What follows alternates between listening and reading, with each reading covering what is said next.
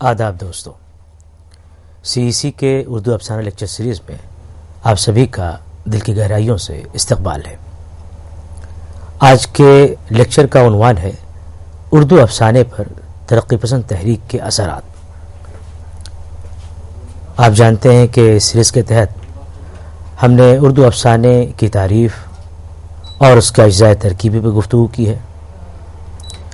مختلف مشہور افسانہ نگاروں جیسے کہ پریم چند ہوئے، کرشن چندر ہوئے، بیدی، منٹو، عصمت چغتائی، ان سب کی افسانہ نگاری کا جائزہ لیا ہے۔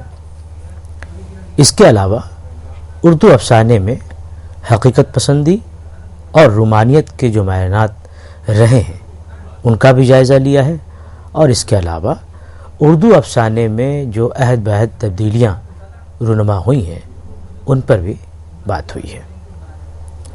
آج کی ہماری گفتگو کا جو موضوع ہے اردو افسانے پر ترقی پسند تحریک کے اثرات، اسی سلسلے کی اگلی کڑی ہے۔ غلام ہندوستان میں ترقی پسند تحریک کا قیام اس مقصد سے ہوا تھا کہ ادیب آزادی کے ساتھ اپنی فکر اور رائے کا اظہار کر سکے۔ اس ادیب کے اندر جو موجودہ نظام کے تئیں بے اطمینانی ہے اس کا بے باکانہ اور جرأت کے ساتھ اظہار کر سکے۔ انجمن ترقی پسند مصنفین کے نام سے یہ تنظیم قائم ہوئی تھی، اور یہ جو تحریک تھی یہ صرف عوام کی امنگوں اور خواہشوں کا احترام نہیں کرتی، بلکہ وہ اس کے ساتھ ساتھ جو کام کرتی ہے وہ یہ کہ صحت مند معاشرے کی تشکیل کو اپنا نصب العین قرار دیتی ہے۔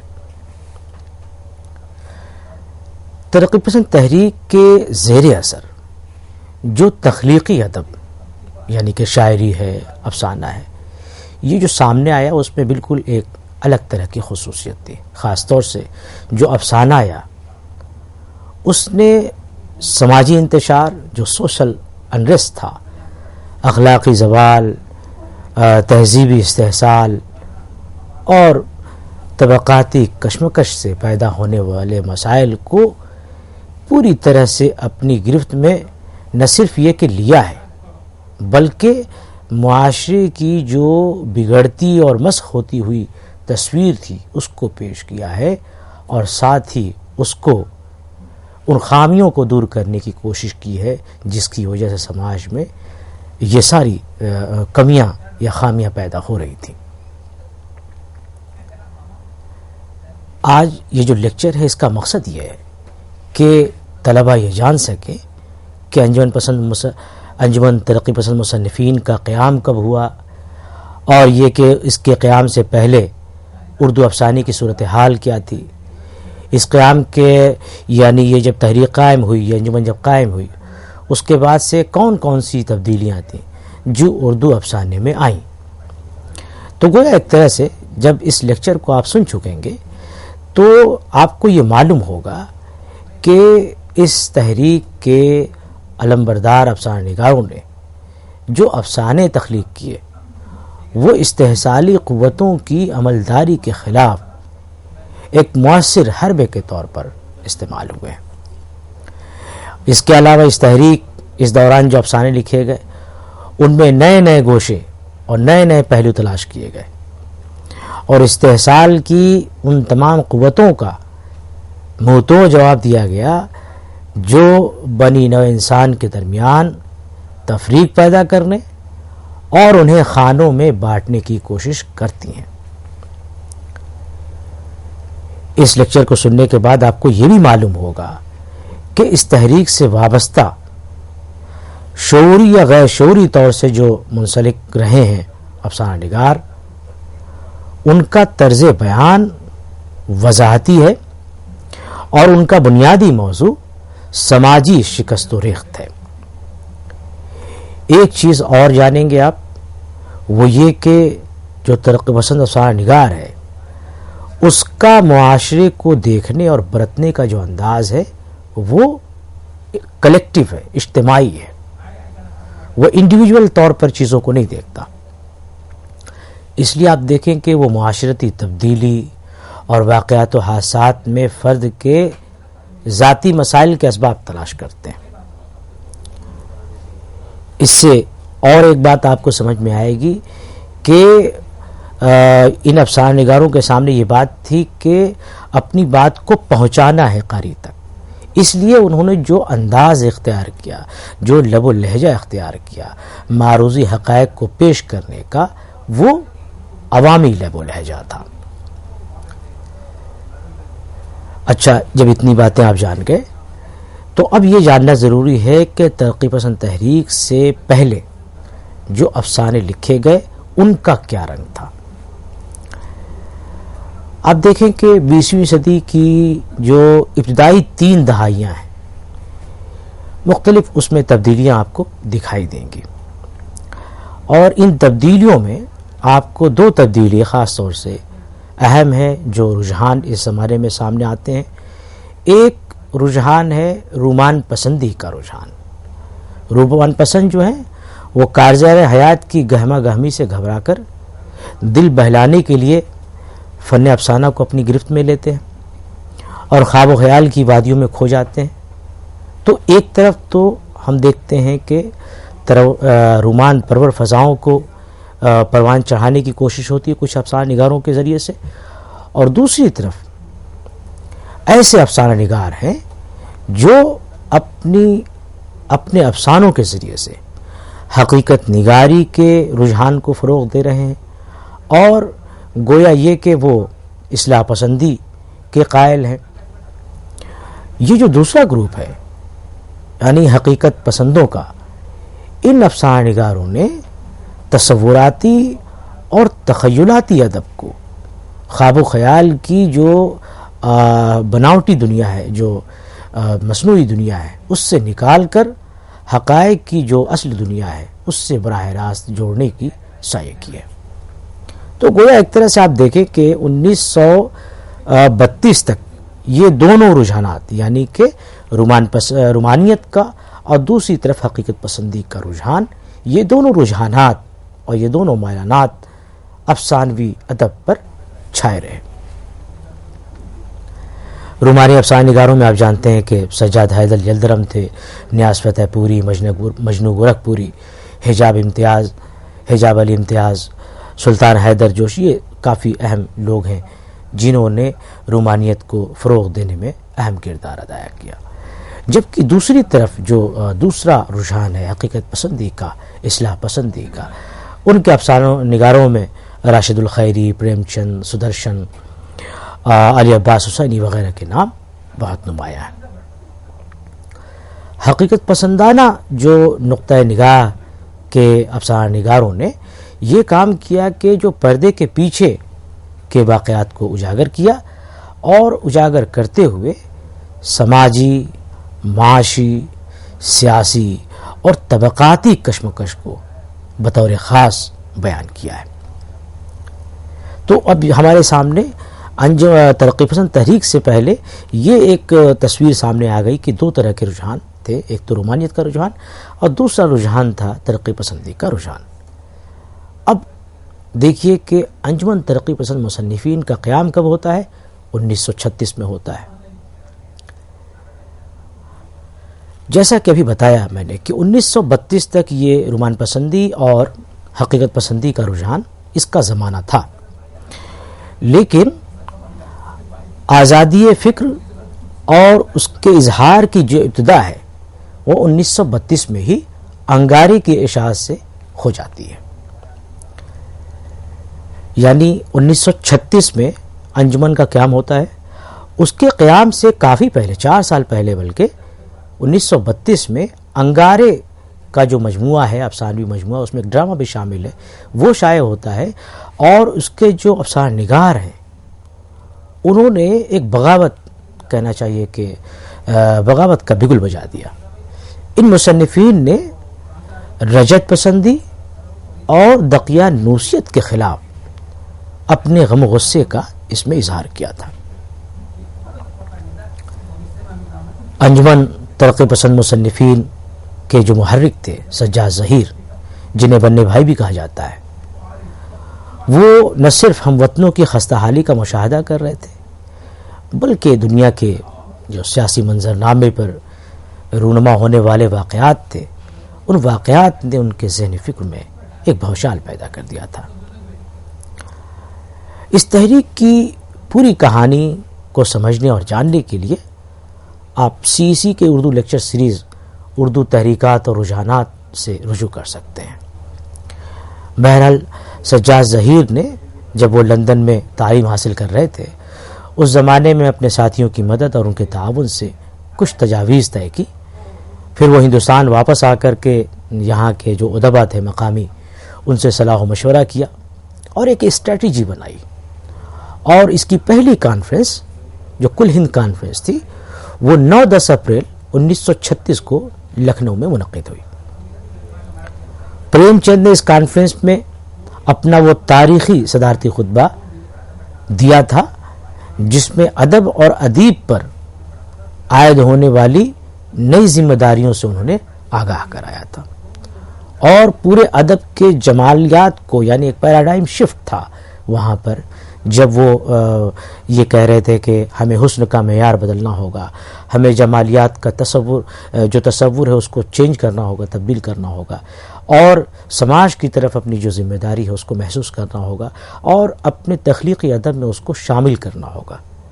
کسان کے درد کو، مزدور کے درد کو، اور متوسط طبقے کی جو محرومیاں ہیں، جو ان کی دقتیں ہیں، جو مسائل ہیں، ان کو ہمیں ادب کے ذریعے سے پیش کرنا ہوگا۔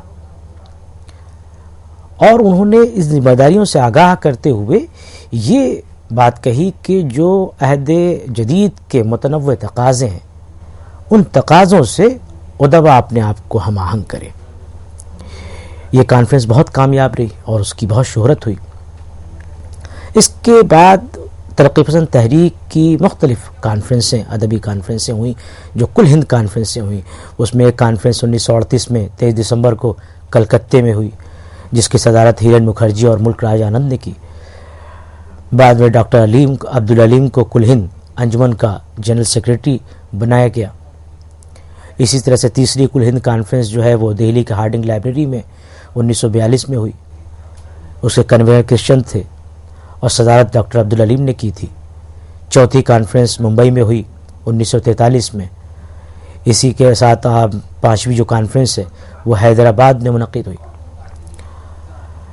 انگارے کی اشاعت کے بعد اردو افسانے کا ایک نیا دور ہم دیکھتے ہیں۔ اس دور کے افسانہ نگاروں میں کچھ خصوصیات کامن ہیں، مشترک ہیں، اور کچھ خصوصیات جو ہیں منفرد ہیں، ان سے مخصوص ہیں۔ ایک جو منفرد خصوصیت اور معین یعنی منفرد اور مخصوص خصوصیت رہی ہے وہ یہ کہ حقیقت نگاری پہلے بھی تھی، جیسا کہ ابھی ہم نے بتایا آپ کو کہ پریم چند، راشد الخیری، علی عباس حسینی جس حقیقت نگاری اور اصلاح پسندی کے تصور کو آگے بڑھا رہے تھے، رجحان کو آگے بڑھا رہے تھے۔ اب کیا ہوا کہ حقیقت کے اظہار کی جرت اور اس کے بیان میں بے باکی عام ہو گئی۔ اس حقیقت نگاری کا جو دائرہ ہے وہ بڑا وسیع ہے، اس میں جنسی مسائل سمیت اور بھی دیگر مسائل آ جاتے ہیں۔ ایک دوسری تبدیلی آپ دیکھیں گے اس عہد میں کہ پریم چند اور ان کے دور کے جو افسانہ نگار ہیں، جو حقیقت پسند افسانہ نگار ہیں، ان کے ہاں کیا آپ دیکھیں گے کہ کچھ لوگوں نے دیہی مسائل پر لکھا، کچھ نے شہری مسائل کو ترجیحی بنیاد پر برتا ہے۔ اس دور میں آنے کے بعد یہ جو تخصیص تھی وہ منہدم ہو گئی، اور عام طور پر متوسط طبقہ خواہ شہر کا ہو یا دیہات کا، تو اس عہد میں جو افسانے لکھے گئے ان میں شہر اور دیہات کی جو ایک تخصیص تھوڑی بہت قائم تھی، گرچہ اس کی لائن بہت واضح نہیں تھی، لیکن بہرحال ان افسانہ نگاروں کے برتاؤ سے جو حقیقت پسند افسانہ نگار تھے دکھتا تھا، وہ اب تخصیص یہاں پر مٹ گئی۔ اس کے علاوہ ایک نئی چیز یہ ہوئی کہ انڈسٹریلائزیشن کی وجہ سے، صنعتی ترقی کی وجہ سے سرمایہ داروں کا یعنی کیپٹلسٹ طبقہ کلاس وجود میں آیا۔ یہ ایک بالکل نیا طبقہ تھا، یعنی پہلے زمیندار ہوا کرتے تھے، مہاجن تھے، بنیے تھے، تعلقات دار تھے، ان سب لوگوں کا اپنا ایک رول تھا سماج کے اندر، سماجی زندگی میں، ان کی جگہ پر ایک نیا طبقہ آیا، گو کہ بہت ساری جگہوں پہ وہ ابھی بھی ہیں اور تھوڑے بہت رہے، لیکن ان کا اثر و رسوخ دھیرے دھیرے کم ہوتا گیا۔ تو کہنے کا مطلب یہ ہے کہ جو اس عہد میں افسانہ نگار ہیں وہ اس طبقے کو خصوصیت کے ساتھ ہمارے سامنے لاتے ہیں، یعنی ان کے لیے ایک بڑا اہم اور دلچسپ موضوع ہو گیا ہے۔ کرداروں کا نفسیاتی تجزیہ اس دور کے افسانوں کا اہم موضوع ہے۔ سگمنڈ فرائڈ کا جو نام ہے اس سلسلے میں بار بار لیا جاتا ہے۔ اصل میں فرائڈ کے نزدیک انسان کا رد عمل، اس کا ہر قول و فعل دراصل بنیادی جبلتوں کا نتیجہ ہوتا ہے۔ خاص طور پر جذبات اور بالخصوص جنسی جذبات کو جب دبایا جاتا ہے تو وہ ختم نہیں ہوتے۔ وہ یہ کہتا ہے فرائڈ کہ جب جنسی جذبات کو آپ دباتے ہیں، کسی بھی طرح کے جذبے کو، خاص طور سے جنسی جذبے کو آپ جب دباتے ہیں تو وہ ختم نہیں ہوتے بلکہ وہ تحت شعور میں چلے جاتے ہیں، اور جب بھی انہیں موقع ملتا ہے تو وہ سامنے آ جاتے ہیں، ابھر جاتے ہیں۔ اس میں چغتائی ہیں، منٹو ہیں۔ ڈاکٹر حسن فاروقی کے بعض افسانوں کو اس کی تائید میں پیش کیا سکتا ہے، بلکہ یہ آپ دیکھیں کہ اس عہد کے جو افسانہ نگار ہیں یہ میلان اور یہ رجحان، عزیز احمد کہ ہاں یہ آپ کو یہ رجحان مل جائے گا، بہت سارے افسانہ نگاروں کے ہاں یہ ایک رجحان مل جائے گا۔ فرائڈ کے علاوہ کارل مارکس اور دوسرے جو مارکسی مصنفین سے، ان سے بھی تاثر کا ہمیں یہاں تاثر دکھائی دیتا ہے۔ مارکسی جو مصنفین ہیں ان کی نظر میں انسان کی زندگی کے جو اہم ترین مسائل ہیں وہ معاشی یا معاشی مسائل سے پیدا شدہ حالات اور واقعات ہیں۔ تو اس لیے انہوں نے یہ کیا، انہوں نے ایک بے طبقہ یعنی کلاس لیس سوسائٹی کے قیام کی بات کی، اور یہ کہا کہ جو ریسورسز ہیں ان ریسورسز پر سوسائٹی کے یعنی کہ سماج کے ہر آدمی کا کہنا چاہیے کہ ایکول حصہ ہونا چاہیے، ایکول ڈسٹریبیوشن ہونا چاہیے۔ تو ان کے نقطۂ نظر سے ادب کی ہر صنف کو، صرف افسانے کو نہیں، شاعری کو، کوئی بھی صنف آپ لے لیں، ہر صنف کو اسی نقطۂ نظر کا ترجمان ہونا چاہیے۔ ادبی اقدار کا پیمانہ افادی ہونا چاہیے۔ روح اور مذہب جیسی چیزیں سماج کے لیے غیر ضروری ہیں۔ اخلاقی اقدار فرسودہ قیود سے زیادہ نہیں، اس لیے انہیں توڑ دینا چاہیے۔ اس آیت کے لکھنے والوں میں، افسانہ نگاروں میں ایک رجحان بغاوت کا بھی ہے، اور بغاوت عام طور سے جو ہے وہ عام طور پر نوجوان ذہن کی بغاوت ہے جو قدامت پرستی، رسوم و رواج، اخلاقی اور سماجی قیود کے خلاف بغاوت پر آمادہ ہے۔ کسانوں اور مزدوروں کی زندگی کے مختلف پہلوؤں اور ان کی تہداریوں کو تقریباً ہر افسانہ نگار نے پیش کیا۔ ہنگامی نوعیت کے جو موضوعات ہیں وہ ہنگامی نوعیت کے ضرور تھے، لیکن اپنے اثرات کے لحاظ سے بہت دیر پا ثابت ہوئے، جیسے دوسری جنگ عظیم، بالکنی، ہیروشیما کے پہلے، ہیروشیما کے بعد جیسے افسانے لکھے گئے۔ قحط بنگال کا جو موضوع ہے بہت ہنگامی تھا، لیکن اس کے اثرات بہت دیر پاتے۔ اس نے انسانی زندگی کو اس عہد میں، اس خطے میں جس طرح سے متاثر کیا تھا وہ بہت ناگفتہ ہے، وہ بہت کہنا چاہیے المناک ہے۔ اس سلسلے سے بہت سارے افسانے لکھے گئے، جیسے نئے دھان سے پہلے، دو راہا، پھر وہی کنج قفس، قبروں کے بیچ و بیچ، ایک پائلی چاول، جنگل، کنگال دیس میں، دراڑیں، میخانہ، چاول کے دانے اور انداتا وغیرہ بہت مشہور افسانے ہیں جو قحط بنگال کے حوالے سے لکھے گئے۔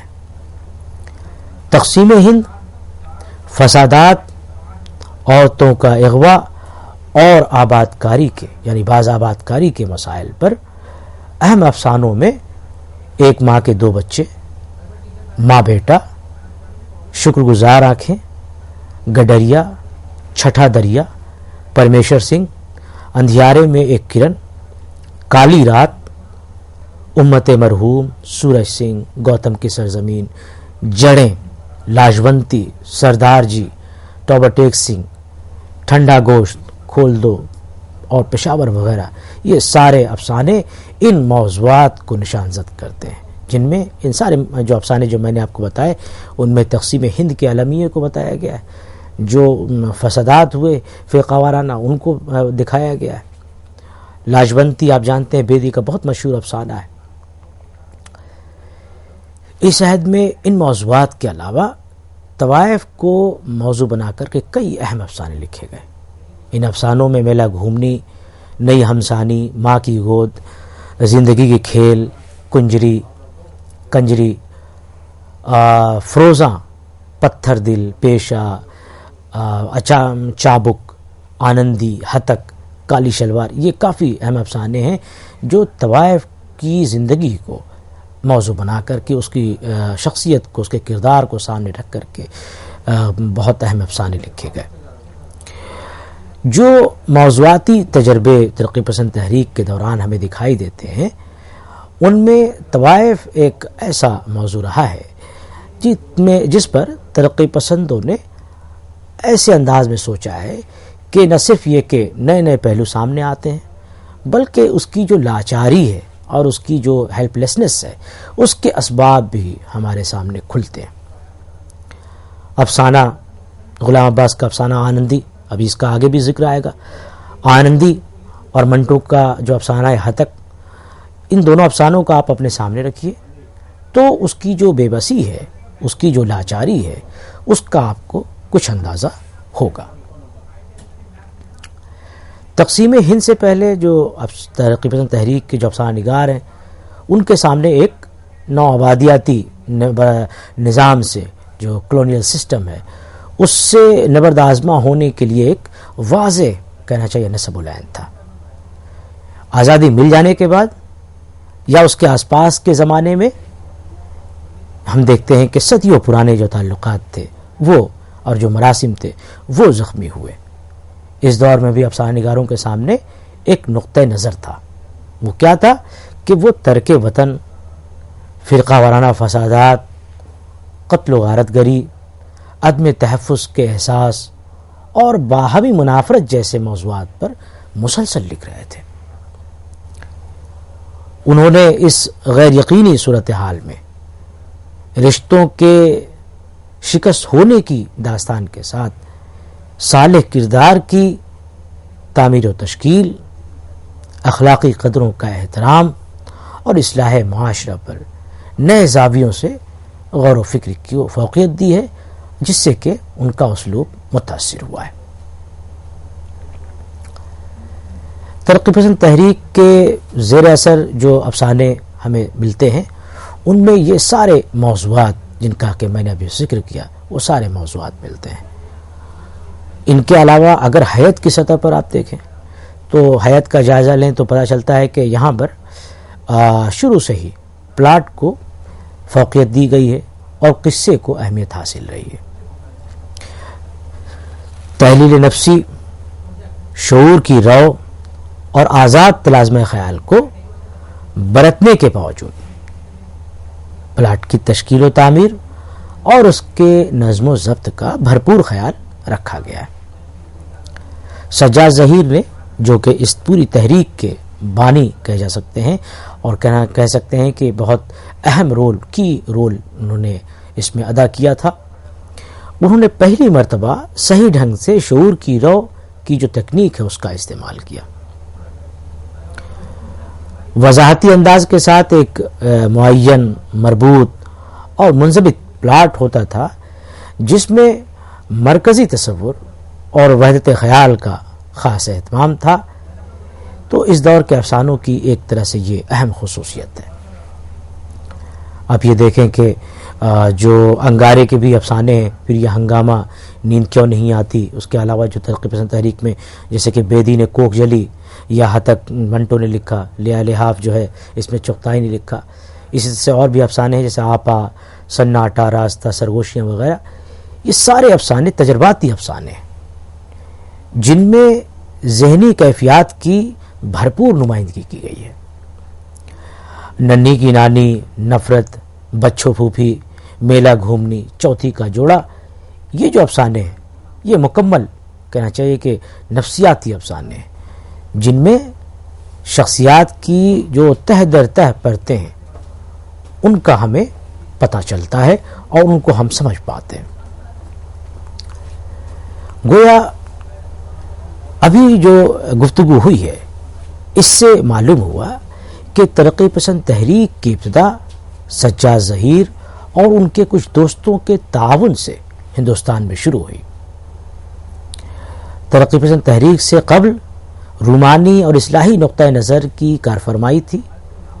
پریم چند کی حقیقت نگاری کی توسیع اس زمانے میں ہوئی اور اس میں سماجی حقیقت کے کئی پہلو شامل ہوئے ہیں۔ اس تحریک سے وابستہ افسانہ نگاروں نے مسائل و موضوعات کو اجتماعی اور ایک کل کی شکل میں دیکھنے کی کوشش کی ہے، خواہ وہ مسائل فرد کے ہوں یا معاشرے کے۔ ان افسانہ نگاروں نے جو اپنا انداز رکھا ہے وہ وضاحتی رکھا ہے اور ساتھ ہی ساتھ پلاٹ کو فوقیت دی ہے۔ قصہ اور کہانی پن کو اہمیت دینے کی وجہ سے ان کے افسانوں میں قاری کی دلچسپی اور کشش برقرار رہتی ہے۔ گویا موضوع اور حیت دونوں سطحوں پر ترقی پسند افسانے نے اردو افسانے پر دور رس اثرات مرتب کیے ہیں۔ عزیز احمد، غلام عباس، احمد ندیم قاسمی، عصمت چغتائی، سعادت حسن منٹو، راجندر سنگھ بیدی، کرشن جیسے افسانہ نگاروں نے سماج کے مختلف مسائل و موضوعات کو اپنی گرفت میں لیا ہے اور انہیں نت نئے پیرائے میں ہمارے سامنے پیش کیا ہے۔ یہی اس تحریک کی کامیابی ہے۔ شکریہ۔